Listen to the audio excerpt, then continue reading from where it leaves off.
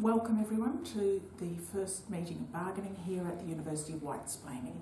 I'm interested that the union has brought forward Indigenous issues as your first claim in this round of bargaining, and I have to say that the university welcomes that. The university has a very close relationship with Aboriginal communities in our areas. We place a very high priority on reconciliation, and the union will not be surprised to know that the university has a deep commitment to improving the circumstances of our Aboriginal staff, students and the communities that we work with. So we're glad to see that the union shares that commitment, but I think you have to understand that the approach that you've brought to the bargaining table is simply wrong-headed. First, I have to say that the university has an employment strategy that we have set out in our we have negotiated that, of course, as appropriate, with the Aboriginal communities that we work with. The proposition that we should now sit down with a union that frankly is a white union and negotiate different targets, it is absurd. It's just completely inappropriate. I think that you need to understand that the University of Whitesplaining cannot, in good conscience, bind ourselves to employment targets that we might not meet. We can't have an agreement that makes it legally binding and makes us in breach of the law if we fail to meet employment targets, because after all, we all know that Aboriginal workers that are qualified and able to do the sort of work that we need at a university, they're very highly marketable commodities.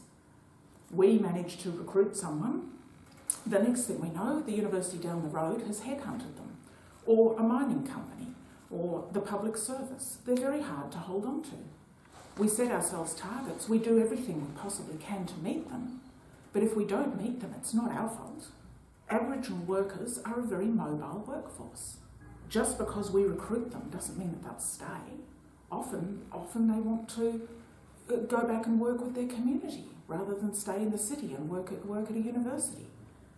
It's not about us, it's about the Aboriginal workers. They're just very, very difficult to recruit and retain. Also, frankly, let's face it, there's a limited supply of Aboriginal and Torres Strait Islander people who have the sort of qualifications and skills that we need at a university. It would be the worst sort of paternalism to give people jobs that they're not skilled for. And it just sets people up to fail, and we're not going to do that. Also, employing people just because they're Aboriginal or Torres Strait Islander would undermine our commitment to merit selection. So no, we will not agree to targets. But I can assure you that we have a very deep commitment to Indigenous employment. To summarise, you need to understand that no one cares more about Aboriginal and Torres Strait Islander staff and students than management here at the University of Whitesplaining. But we can't have our hands tied by the sort of claims that the NTU is bringing to the bargaining table.